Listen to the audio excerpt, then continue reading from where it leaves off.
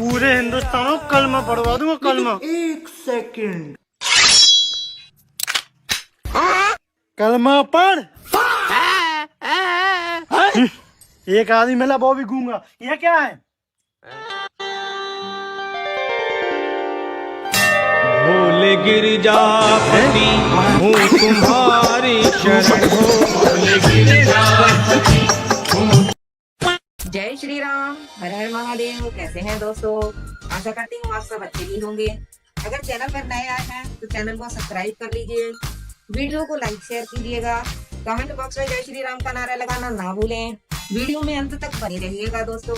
चलिए वीडियो शुरू करते हैं। अच्छी तरह सुनिए, धमाका है ये। दुनिया में 3 ऐसी आर्मी है जो सबसे ज्यादा ताकतवर है। पहली अमेरिका की आर्मी जो 10 दिन बिना पानी पिए रह सकती है। दूसरी चीन की आर्मी जो 20 दिन बिना पानी पिए रह सकती है। और सबसे लेटेस्ट नंबर 1 पे है जो वो है भीम आर्मी जो 5000 साल तक पानी ही नहीं पी। लोग कहते हैं कुआं नहीं खुदा था इसलिए, तो काहे नहीं कुआं खोद लिया बे।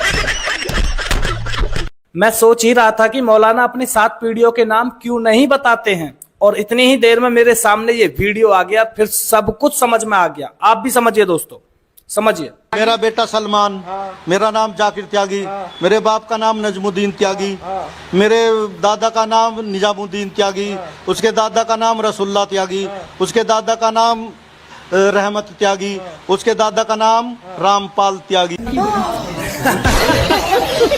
यही है असली खेल। यहाँ एक नेम टैग है, आप देखेंगे यहाँ भी एक नेम टैग है, और ऐसे करके आप मेरे पीछे आइए और यहाँ भी एक नेम टैग है। इन सबके नेम टैग्स हैं जो कि दिल्ली में नहीं थे। अब सवाल ये है कि क्या इसे 20 तारीख की तरह जंतर मंतर बनने दिया जाएगा या ये नहीं बनेगा। पर अगर ये जंतर मंतर बना तो फिर वही वाली बात आएगी कि पीसफुल कौन था और पीसफुल कौन नहीं था। दूसरी चीज जो सबसे ज्यादा मुख्य है कि ये एग्जाम्पल सेट करने का सबसे अच्छा टाइम है डेमोक्रेसी के अंदर कि एक सरकार अगर स्टूडेंट पर पीसफुल प्रोटेस्टर में लड़ चलाती है तो दूसरी सरकार ये मेक श्योर करे कि ना चलाए। घुस गई नवाबी सारी, लाठी छेद दी गई ना, पीठ पे लाठियां भांजी गई। आज समझ में आया, बुद्धि हरी हुई। भाई ये लोग लिटरली क्या बताएं, दिल्ली पुलिस को ट्रोल करे पड़े थे नेम प्लेट को लेकर के, और झारखंड पुलिस को ये डिफेंड कर रहे थे। और आज उसी पुलिस ने लाठी ऐसी जगह उनकी घुसेड़ी घसाड़ी है, ठासी ठूसी है कि आंख से आंसू मुंह से लार बह गया। भागे रास्ता नहीं मिल रहा होगा भीड़ में आज वहाँ पे। दिल्ली प्रोटेस्ट के बाद, ये लाठी चार्ज के बाद दिल्ली पुलिस को गुंडा बताए थे ना तुम लोग। अब बोलो झारखंड की पुलिस को गुंडा। वहाँ की गवर्नमेंट नट्टी पकड़ के 4 चौराहा नचा देगी, आंख के सामने से 4 बार बिल्ली रास्ता काटेगी, तब भी बुद्धि नहीं खुलेगी तुम लोगों की। ये लोग लिटरली बता रहा हूँ, लिब्रांडू मीडिया के कुछ वहाँ रिपोर्टर पहुंचे थे, प्रोटेस्ट कवर करने नहीं पहुंचे थे, बच्चों की बात करने नहीं पहुंचे थे। ये सिर्फ वहाँ जाकर के दिल्ली प्रोटेस्ट और झारखंड की प्रोटेस्ट को कंपेयर कर रहे थे, किस तरह से झारखंड की गवर्नमेंट को डिफेंड कर लें और ये दिखा दे कि भाई यहाँ की गवर्नमेंट तो बड़ा अच्छा कर रही है। आज चल गई ये लाठी, आंसू गैस के गोले फेंके हैं, तुम खुद दिख रहे हो भागते हुए। आंखें बंद करके भागे होगे, रास्ता नहीं मिल रहा होगा भागने, चप्पल छोड़ दिए होगे रास्ते में वहीं पे। सबसे बड़ा अंतर ये है कि दिल्ली के प्रोटेस्ट में बच्चों ने पत्थरबाजी की, उल्टे सीधे नारे लगाए, और झारखंड के प्रोटेस्ट में बच्चों ने पीसफुली अपनी बात रखना शुरू किया और लास्ट टाइम तक वही किया। उसके बाद भी लाठीचार्ज हुई। लेकिन अफसोस है कि ये सब जो बातें हैं ना, ये जो कंपैरिजन है, ये तुम अपने कंटेंट में नहीं दिखा पाओगे, क्योंकि अगर ये दिखा दोगे तो खून साफ हो जाएगा, खून से दल्लई निकल जाएगी, वो तुम लोग चाहोगे नहीं कि निकले। मतलब किस तरह से ये दिल्ली पुलिस को ट्रोल करे पड़े थे उस टाइम से, और आज झारखंड पुलिस को सुबह से ये डिफेंड किए जा रहे थे, और उसके बाद लाठीचार्ज हो गई। और जब लाठियां चलना शुरू हुई तो इनका भी थोबड़ा देखा नहीं गया है। चलो जाओ अब बात करो। ये होती है तानाशाही, जो पीएम मोदी और दुनिया भर को बता रहे थे ना तानाशाही, ये होती है तानाशाही। साले चूतिए। इसका कारण नरेंद्र मोदी है।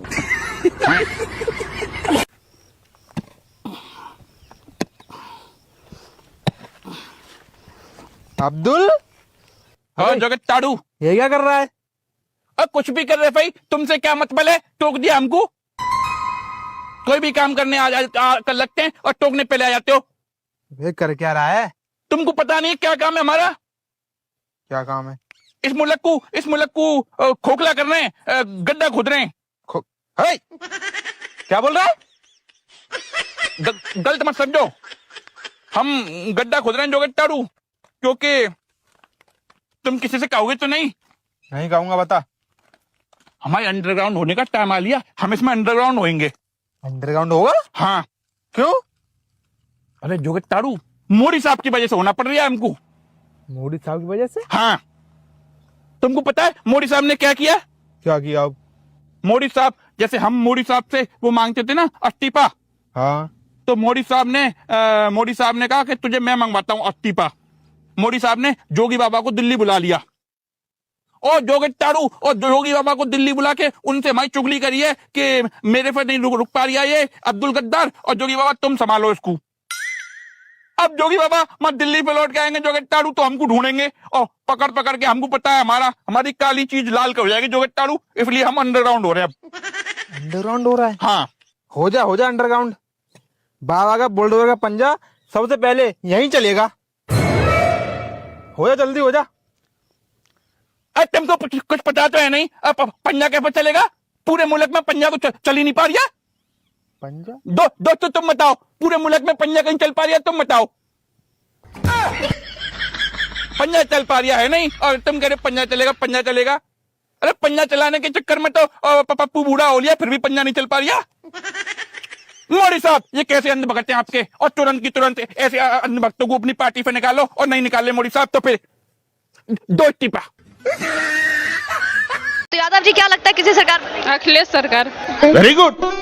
आप यादव हैं इसलिए अखिलेश सरकार? नहीं, बस बेरोजगारी का यही मुद्दा है, बेरोजगारी है। हम लोग को रोजगार चाहिए, इतने दिन से तैयारी कर रहे हैं। यही नहीं, अभी और सुनिए। वैकेंसी आ रही है लेकिन पूरा नहीं हो रही है, पेपर लीक हो जा रहा है। 4 साल से तो यही करवा रहे हैं मोदी जी और योगी जी। को योगी सरकार अगर परिवर्तन हो के अखिलेश सरकार आती है तो नौकरी मिल जाएगी? हाँ मिल जाएगी। कि आपकी साक्षरता पे, आपकी कैपेसिटी पे नौकरी नहीं मिलेगी, सरकार बदलने पे मिलेगी। सरकार बदलने पे नहीं, सरकार चाहे जो भी, हम लोग को रोजगार चाहिए। इतना मतलब बेरोजगारी उत्तर प्रदेश में 5 साल से बढ़ गई है। अच्छा। अखिलेश सरकार में ये बेरोजगारी नहीं थी, सब रोजगार थे। रुक, तेरे को बताते, तेरी माँ तेरे रुका। ऐसे नहीं है, आपके पास टैलेंट है तो आप कुछ भी कर सकते हो। मतलब सरकार आने से कोई जॉब ये थोड़ी ना होता है। शाबाश बेटा। नहीं, मैं भी सहमत नहीं हूँ, क्योंकि योगी सरकार आए तो यहाँ पे बहुत सारे न्यू मेडिकल कॉलेजेस खुले। गजब बेइज्जती है। लेकिन अखिलेश सरकार भाई हमको चाहिए। जिस छात्रों के पास पैसे नहीं थे उनको नौकरी नहीं मिलती थी, जो छात्र योग्य हैं उनको नौकरी मिली है, और जो छात्र योग्य नहीं उनको नौकरी नहीं मिली है। बात तो सही है। अखिलेश सरकार आएगी तब जाके नौकरी वैकेंसी वगैरह सब मिलेगी। ठीक, 5 साल में क्यों नहीं दिया गया था नौकरी? लगभग 3 साल से 4 साल से लगभग वैकेंसी जितनी भी आ रही हैं सब रद्द होते जा रहे हैं। इलाहाबाद में हाई के सरकार का कचरा साफ कर रही है। यूपी SSSC की वैकेंसी आज तक क्लियर नहीं हुई। इनकी सरकार ने उस नाली को जाम कर दिया है जो योगी आदित्यनाथ आके खोलेंगे उस पाइपलाइन को और क्लियर करेंगे।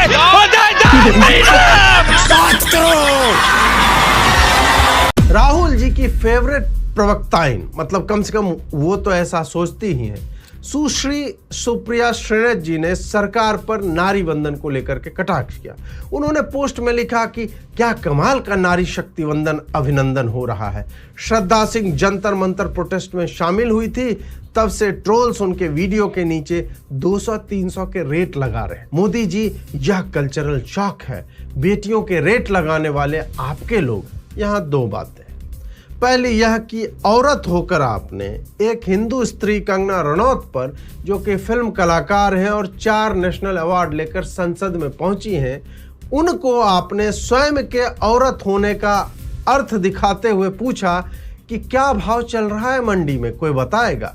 तो आपके जैसी मनहूस औरत को किसी भी लड़की का सहारा लेकर रेट पर तो बात नहीं करना चाहिए। और दूसरी बात, जब रेट आप पूछती हो जो दल्लों का काम है, तो फिर ये इस लड़की से रेट पूछने वाले मोदी के लोग कैसे हो गए?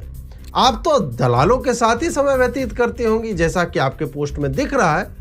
तो क्या आप कंफर्म हैं? एक और बात, जो लोग सार्वजनिक तौर पर पीएम को मां की गाली दें, लिंग की लंबाई के आक्षेप करें, मेलोनी के यौनांग से बाहर निकलने की बात करें, उन्हें यदि उसी सामाजिक पटल पर थोड़ी बहुत गालियां पड़ रही हैं तो उन्हें सती सावित्री का चोला नहीं ओढ़ना चाहिए। हमने जंतर मंतर में देखा है और सुना है कि वहाँ पे क्या चल रहा है। आरएसएस के गुंडों को ये भी नहीं पता। अच्छा, आरएसएस के तो गुंडे हो गए, और खुरजिल बेईमान और ताउम्र खाली तेरे अब्बा। जहाँ तू प्रोटेस्ट करने गई थी वहाँ खान अंग्रेज की सरकार है। आरएसएस बीजेपी कहाँ से बीच में आ गए? कि स्याही का काम लिखने का होता है, फेंकने का नहीं। तुझे भी तो ये नहीं पता था ना कि सीजेपी के प्रोटेस्ट में लिंग का कोई लेना देना नहीं था। वहाँ कौन से आरएसएस बीजेपी ने तेरे लिंग के साथ छेड़खानी कर दी थी जो तुझे नारा लगाना पड़ा? तेरा लिंग तेरी मर्जी, तू जितने मर्जी हाथ लगवा। यहाँ पे देखो कितने हाथों की जरूरत है इसको। अब तू जितने मर्जी हाथ लगवा, साथ में खुरजिल बेईमान का हाथ लगवा या फिर ताउम्र खाली का हाथ लगवा। हमें उससे क्या लेना देना है। आरएसएस बीजेपी को कोई तेरे लिंग में इंटरेस्ट नहीं है। मुझे इस शाही फेंकने वाले भाई से बस एक बात की शिकायत है। क्या? कि उन्होंने शाही को इतनी गंदी जगह पे क्यों फेंका? कीचड़ नहीं था क्या वहाँ पे? फिर भी चलो, इस भाई को दिल से सैल्यूट है। बात तो सही है। मतलब तू जहाँ तहाँ अपने लिंग के लिए मर्जी चला ले, हम इंक के लिए मर्जी नहीं चला सकते। तो मेरी इंक, मेरी मर्जी, मेरी मर्जी। बहुत गुस्सा आ रहा है हमको, हद है। जब तुझे कुछ आता नहीं तो बीच में पैर फंसाना जरूरी है। 2 पैसे की अकल नहीं है, एक नंबर का बेवकूफ आदमी। क्या हो गया भाई, कैसा गुस्सा में है? गुस्सा ना जो करें तो क्या करें? वो है दिल्ली का केजरीवाल। 2 पैसे की अकल नहीं है, बनता अपने आप को और सेंस ऑफ ह्यूमर का किंग है। आप क्या कर दिया उसने? अरे 2 पैसे की तमीज नहीं है उसको। क्या बोलना है, कब क्या बोलना है, समझ नहीं आता उसको।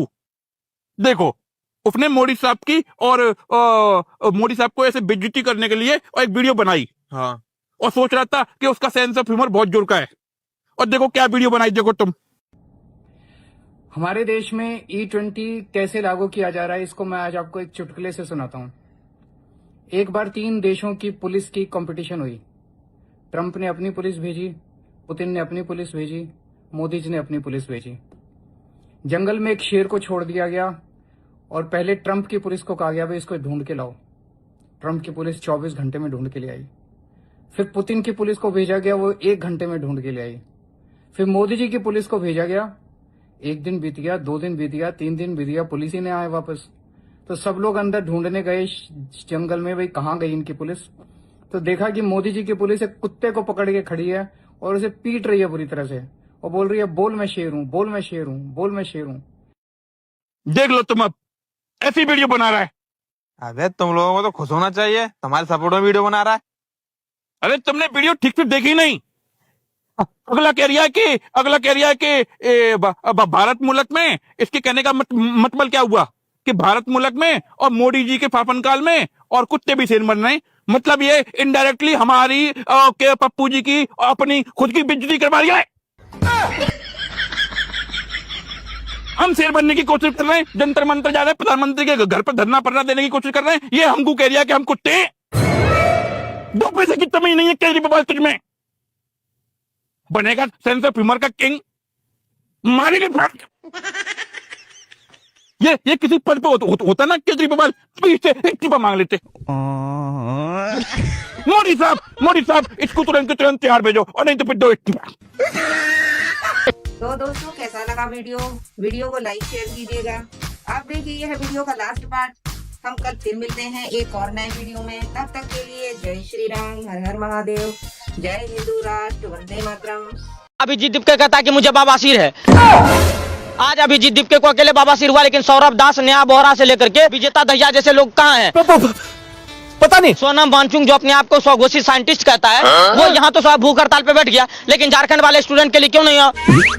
I don't know। और सबसे बड़े तो इस देश के वो इंडिपेंडेंट जर्नलिस्ट कहने वाले रवीश कुमार जैसे लोग जो आज कहते हैं कि हमारे पास संसाधन नहीं है इसीलिए हम झारखंड नहीं गए। जब जंतर मंतर पे प्रोटेस्ट होता है तो आपके पास संसाधन होता है, लेकिन जब झारखंड के विद्यार्थियों को मुद्दे की बात होती है तब आपके पास संसाधन नहीं होता। अरे साला, अलगे फ्रॉड चल रहा है। झारखंड की बात होगी, केरल की बात होगी, कर्नाटका की बात होगी या पंजाब की बात होगी, जहाँ जहाँ कांग्रेस पार्टी के समर्थन की सरकार है वहाँ ना तो राहुल गांधी कुछ बोलेगा। बात तो सही है।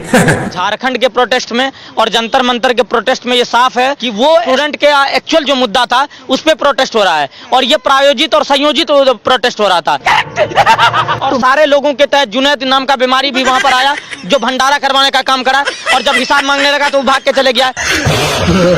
मैं तो कह रहा हूँ कि जुनैद कौन सा एग्जाम दिया है जो हर प्रोटेस्ट में वो पहुंच जाता है। बच्चों के लिए आ रहे हैं कि उनके बच्चे होंगे, कल को ऐसे पेपर लीक होगा तो जुनैद का तो 32 बच्चा होगा, आप अगर काउंट करिएगा तो उनके इतने बच्चे होंगे जिनका राशन सरकार मुश्किल से दे पा रहा है, वो एजुकेशन कहाँ से दे पाएगा। अगर धर्मेंद्र प्रधान के रेजिग्नेशन से इनका सॉल्यूशन मिल गया होता तो ये हेमंत सोरेन का रेजिग्नेशन लेने चले जाते। क्या बात है सर, क्या बात है सर, क्या बात, ये बात है।